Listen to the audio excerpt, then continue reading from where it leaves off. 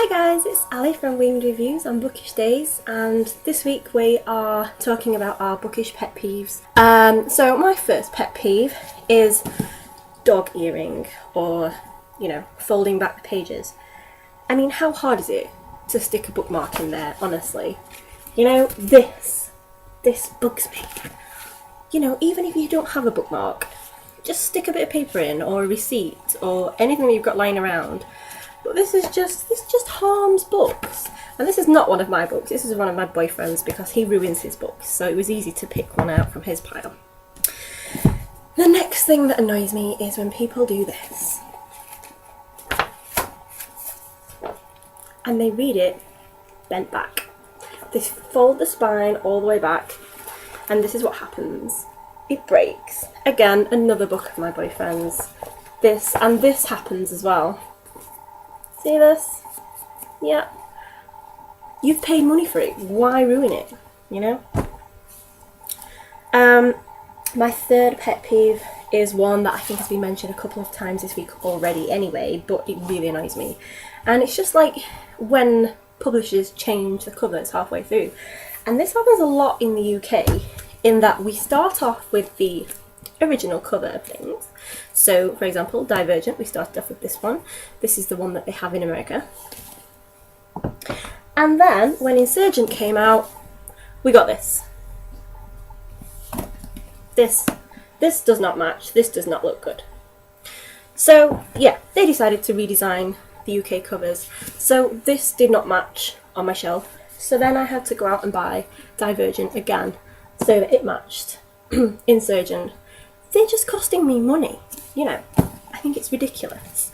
And the same thing has happened with another series of mine, which is one of my most favourite series, and it's the Body Finder books by Kimberly Derting. The Body Finder and Desires of the Dead were all nice and pretty like this. And then, when The Last Echo came out in the UK, it looked like this. Not good. So I had to pay to have the American one shipped over so that it matched my others, because they didn't even replace the first two when they redid the UK covers. They just replaced the third one. Why? They're just costing us money. Pain in the arse. So that was my third pet peeve. My fourth one is when they do this. See this? Costa Book Awards winner 2011. I mean, that's great. It won an award. Do I want it on the front there? No. And I can't peel it off. It's flipping well printed on there. It's not even like it's a sticker. If you want to tell me you won an award, stick a sticker on there and I'll go, oh, this book won an award. Okay. Off. But this is never coming off and it really annoys me. My fifth pet peeve is, I'm going to call it crappy UK paperbacks. Our paperbacks are made out of the most rubbish material ever. When you hold them like this, they don't sort of split open properly, They don't flop open on your hand. They do this. So when you read them, you end up having to bend them back like this, and they bend in the middle. And so then you end up with spines that are all creased and look like this. Or you do if you lend them to a normal person, as I'm quite particular about my books. I have to hold it like this and sort of read it like this so that the spine doesn't get creased. So this one, nobody's lent this one from me, so it's got no creases. People have lent Clockwork Angel, and you can tell because it's all bent on the sides. And it's because our paperbacks are so rubbish. If you compare them to I've got several American paperbacks that people in America have sent to me. Their paperbacks go like this. If you subscribe on my channel, you will see I've ranted about this on several occasions because it really annoys me. Yeah, bendy and nice, and then when you finish reading, there's no crease on the spine. They're lovely, they're absolutely lovely, and I wish our paperbacks were made like this too. They're all, yeah. So annoyed that the UK paperbacks are rubbish. And then my last pet peeve is another UK problem, in that I wish we had more hardbacks. Whenever a new release comes out in the UK, 9 times out of 10 they come out straight on paperback, and we don't get many hardbacks at all. But that's okay if they come straight out on paperback in a paperback size. So take for example Obsidian. This is paperback size, it came straight out on paperback, that's fine. Some publishers, when they come out on paperback here, they come out in what I call big paperback.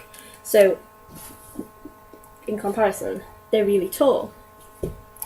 And then when they come out in paperback in the rest of the world, they bring them out in the UK in small paperback, like they do in the rest of the world.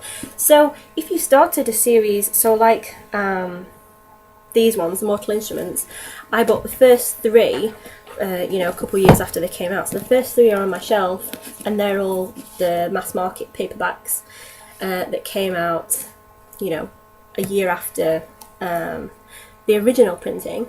And then from then on, because I like this series, I've been buying the new ones as soon as they come out, but they're not the same size. They're huge. So we kind of get hardback sized books in rubbish paperback, and it just annoys me. I wish they'd do one or the other. You know what I mean? I don't like these big paperbacks.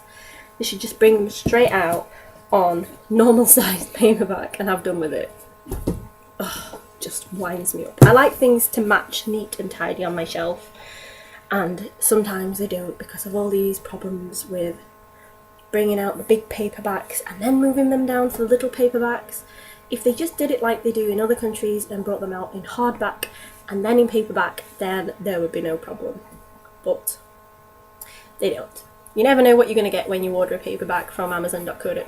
You don't know what size it's going to be, whether it's going to match any of the others. It's rubbish. So, yeah, thanks for listening to my rants. And if you have anything else to add, anything that annoys you, I have been reading the comments throughout the week, so I know that a lot of people have been letting us know what pet peeves you have. But if you have any more, leave me a comment, and I'll see you next week. Thanks for watching. Bye.